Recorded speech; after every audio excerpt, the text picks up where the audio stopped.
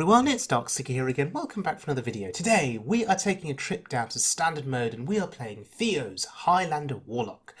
Now this is a little highlight from the end of the December season, and this is a cool deck to play because Zzeraku the Warped, one of my favourite cards in Hearthstone, is in this deck. Initially I loved Zzeraku just for his entrance effect. Now I love Zzeraku because of the value. When your hero takes damage, you put a 6/6 on the board. I think that's pretty awesome. Now, this deck also plays Malygos. You can combo Malygos and Soulfire, which is 9 damage to your opponent's face, or if you've had a discount from Frizz, Malygos costs 7. You can fit in Soulfire and Nether Breath to your opponent's face, all in one turn. So Nether Breath can, if you've got Dragon in hand, it can do 4 damage plus lifesteal. With the Malygos, plus 5, that's 9. So Soulfire is also 9 with the Malygos. 9 plus 9, if we can do some math here. Oh, that's 18 damage. That's a lot of damage. Now, there are some more recent versions of this deck that I've noticed play Alexstrasza, because you can Alex your opponent down to 15, play the Malygos, play the Soulfire, play the Nether Breath, and kill them. This deck does not play Alexstrasza. I think under the guise that you don't need it, that actually a Malygos turn with a Nether Breath and a Soulfire is just enough in its own right. But you don't necessarily need Malygos to win the game. There are massive threats in this deck. Everything from Mountain Giant to the Abyssal Summoner putting a massive taunt on the board. Zzeraku the Warped, obviously, with the 6/6s. So you can still summon very threatening boards that can overwhelm your opponent. So, let's have a look. First game. It's against a Shaman. Now, it's more than likely a Galakrond Shaman.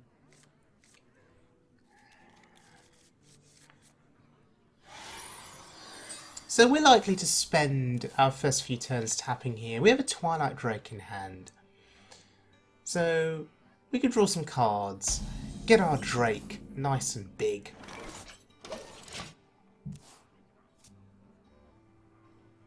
I hope you like my invention. Okay, Novice Engineer, we're not scared of that. And there is Frizz. So we're going to get a nice dragon discount.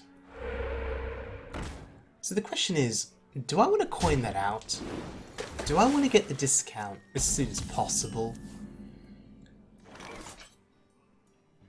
Or do I just want to get a 3/3 on the board? And if I put the 3/3 down, what am I targeting? I guess I'm targeting the 1/1. Let's go. So the 3/3 there is played on curve. It can trade into the Manatide Totem, and on turn 4 we can play Frizz. So, all in all... Okay, I was going to say all in all, maybe that works out. Nope, doesn't work out for us, unfortunately. The Manatide is still there.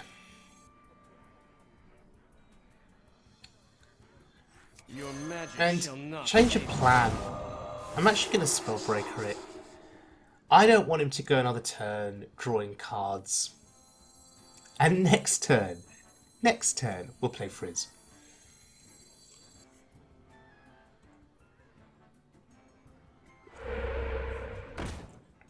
Okay, he plays another one. Doesn't get a Taunt Totem. Oh goodness. It's Dragon Bane! Okay, that looks quite painful. Potentially to my face. I was pondering. I was pondering the Drake. Because the 5 damage that would come our way when he hero powers, the Drake could withstand it. Frizz will not withstand 5 damage. Double the power, Oh, he's not hero powered. That's interesting. Okay, I thought you would have hero powered there to take advantage of Dragon Bane, but to get the 5 damage, but fair enough.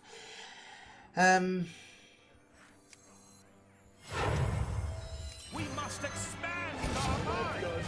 I could have played the Scorcher there, but I actually value the card draw. Drawing 4, that's actually really, really significant. Plus we increase our hand size.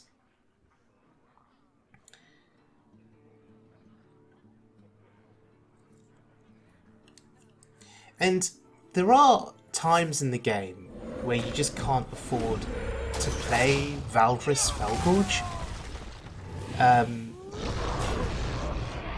I think that was a turn where I could play him and get away with it and not be disadvantaged too much. Healing Totem though, very, very frustrating, but should I be too worried at this point? We have Twisting Nether on turn 8.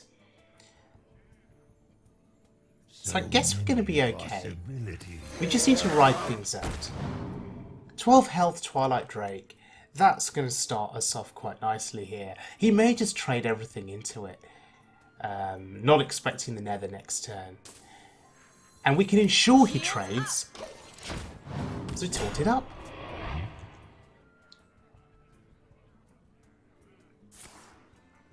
Alright, where does the 5 damage go? Oh, it goes into Drake. That's absolutely fine. That Drake has done an awful lot there to protect our face. And makes me feel slightly better about not playing the Scorcher a couple of turns ago, where I could have killed off the Dragon Bane.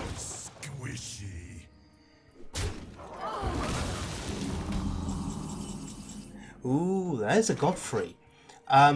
That's just better in this situation. Because it kills everything. We can save the Twisting Nether for bigger threats that come down. Maybe when he plays Galakrond.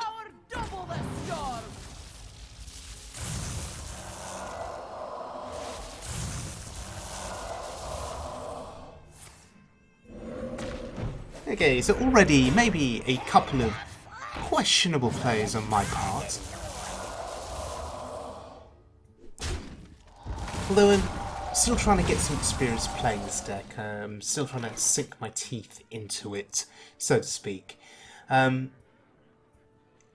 Lots of choices, lots of options. It's not a straightforward deck to play. I mean, in this situation, I see 7 damage on board, and I see my health total being a little bit low. So I'm thinking, okay, 10-10 taunt. Good value. Oh, he's freezing my face.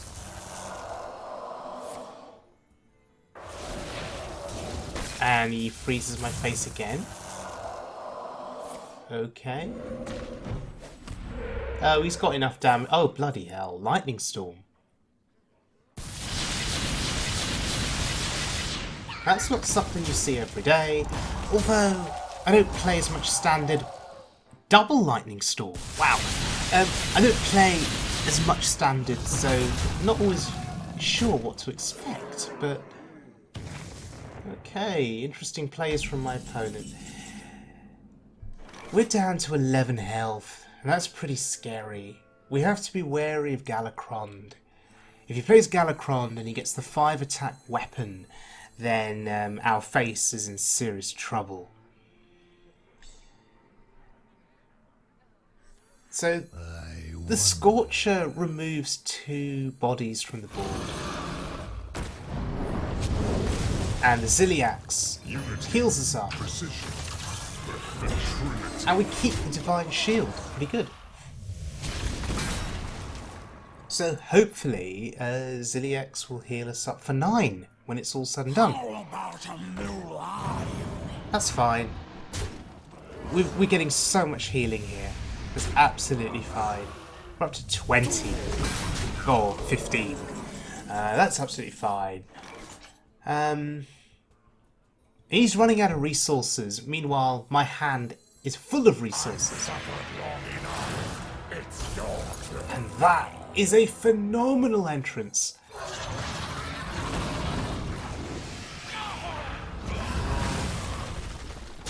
And that's a ball clear. Plus we get a 6-6. So, despite a shaky start to this game, I'm starting to find my groove here, starting to get into it. And Zzeraku there, potentially going to carry us. Zzeraku essentially has taunt. They've got to kill Zzeraku before they do damage to your face. Because if they don't kill Zzeraku, you summon 6/6s when they hit your face. So, yeah, trade into Zzeraku.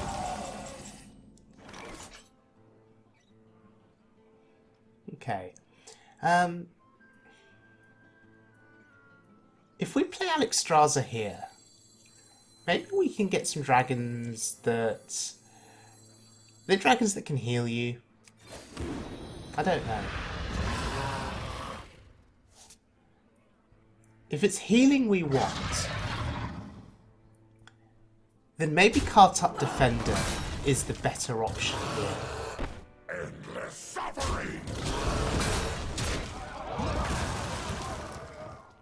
Yeah. I think that is a far safer option. Oh, there it is. There's the Galakrond. So if we'd not played Kartup Defender, that weapon would have been going face. Do we heal up? Yeah. Kills Zzeraku.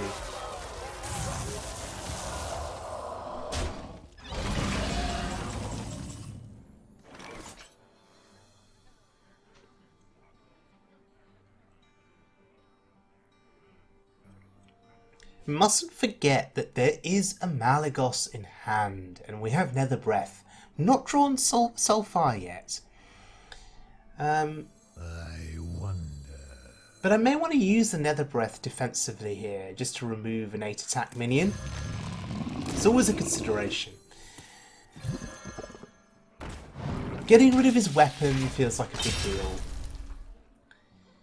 And I am going to use this defensively here. Heal for 4, it's fine. Tap last, because we're good at this game. Okay, so the only thing that stops us here is the Shudderwock. Oh, okay. Yeah, that's really unfortunate for us.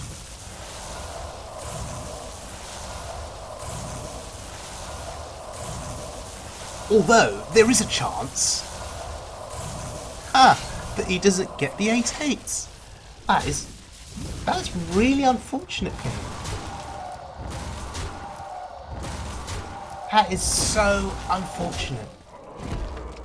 I mean, even if he got the 8/8s, we still would have Twisting Nethered, it's fine. But anyway, we've got the Soulfire now in hand. We have the Malygos. That's 9 damage. So clearly a little way to go before we get lethal. We also have a Hellfire though. Life and hope are worth fighting. What do we get? Oh goodness, we get a Deathwing. That's hilarious. Probably not the best option here, right now. I mean, it'd be fun to play, just for laughs. Awaken, my children. But this board here is absolutely substantial. I'm not afraid of dying here. What are the chances he's got like my the invention. damage, the additional damage to go face? Yeah. On the wings of evil. Not unless he finds his own Deathwing for the following turn. But actually, if he can't clear this board, he's just dead. He thinks he's being clever here. And he goes face. Sure. Well, it turns out he's still dead. So, we get a win with Malygos, and I was so tempted just to play the Deathwing for a minute there, for a second there. So tempted.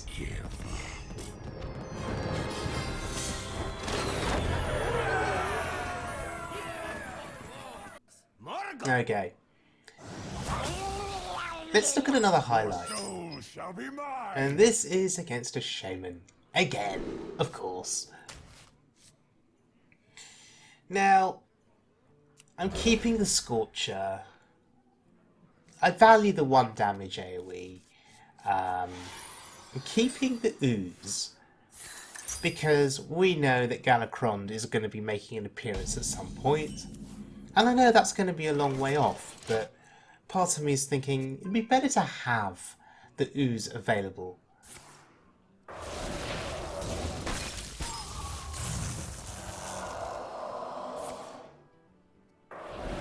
Oh, you want to be really aggressive here.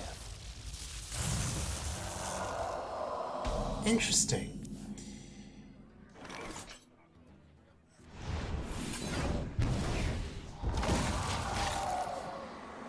Well, we have a 3-drop next turn, so maybe we can keep up with him.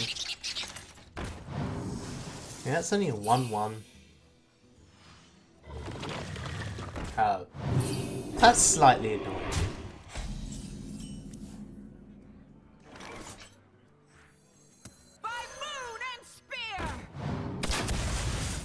I don't think we can still keep up here. We're not that far behind. Of course it's the right way. We can trade the 3-3 into the 2-3. Okay, that's fine. Ooh, that's a very good pickup for 4. Yeah, playing Frizz on 4 could just be super powerful. We don't get the discount on the Malygos. He's already in hand. But this is fine. How about a new life? How about a new life? Okay, we don't get the value on the Scorcher here now. That's annoying. But we picked up a discounted Zzeraku.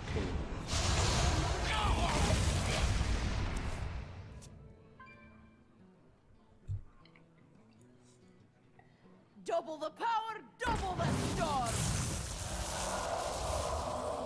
Okay, now, finally, we get the Scorcher value.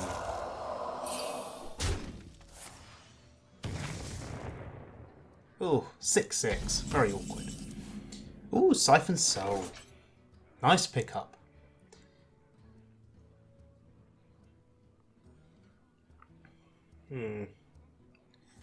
I don't want to take 6 to the face from that. So these plays are incredibly reactive. We are trying to keep up with him and just reacting to whatever he does each turn.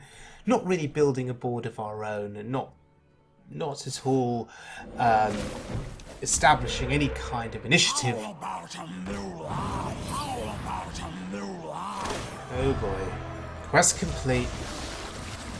Now, Twisting Nether would be quite nice here if we could get it. We'd have a coin. That's not a Twisting Nether. But I think this is good enough.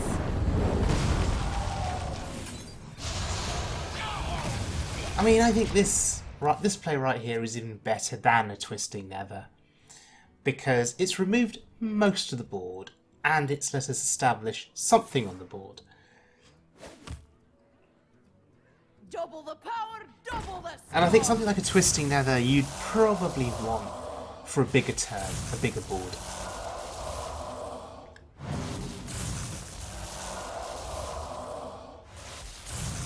Now, if he's not careful, he's doing so much invoking of Galakrond here. If he's not careful, he'll run into the same problems that my previous opponent ran into, where he played the Shudderwock and didn't get any 8/8s back, just got the 2 1s. And that hellfire, that was big. But our health total, super low here. Super, super low. Of course it's the right way.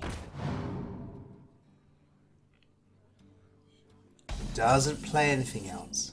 Oh, and that's a massive pickup. That's an absolutely massive pickup. Life and hope of your fight. And we get Emeriss. Oh dear lord, this is huge. Reborn in the heart. Okay, so 8 health. Looks like I'm here just in Yes, time. please. Shields up! Yeah. Full 6 Sud Fury Protector. Sure, why not? Engaging TC Don't you? Okay. I was just. Your soul shall suffer. That's. Look, that could have been worse. Could have taken the 8/12. Mortals are so squishy. MC Tech is cheat. That's my conclusion here.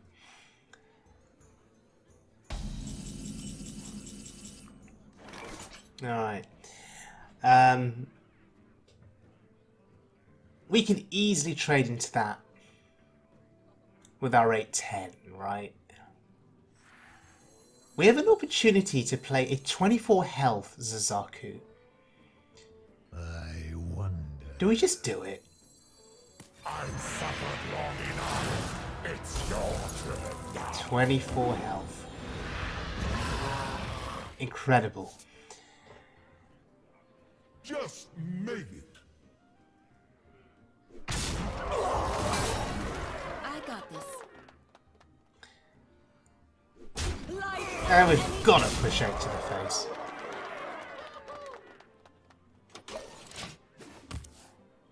So maybe he draws another MC Tech and combos it with his hero power. I hope you like my invention. Oh, he's still got a chance. Already. Oh gosh. That Zzeraku is just oh gosh, it's terrifying in such a glorious way.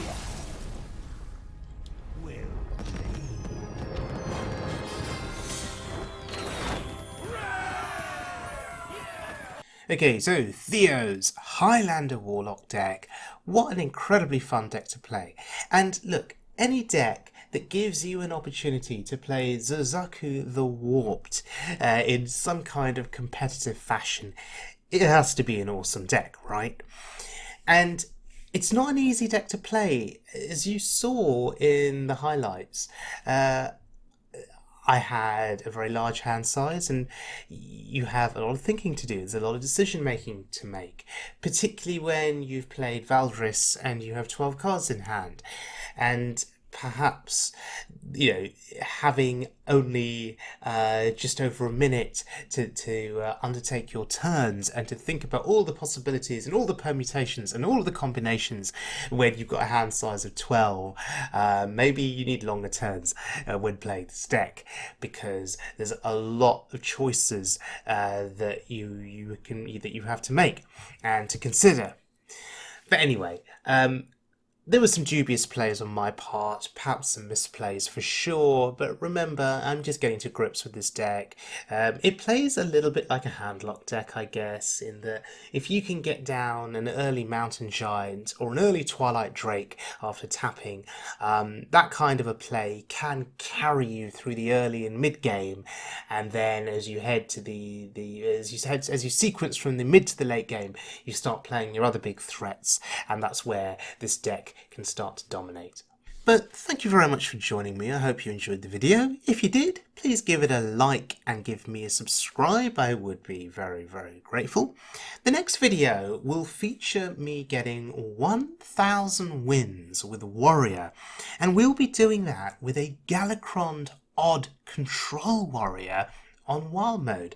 And that video is awesome, not only for the 1,000 wins, but for the number of times my opponents were conceding when going up against me. So until then, take care everyone, and best of luck with either the standard or the wild mode ladder. I'll see you all very soon.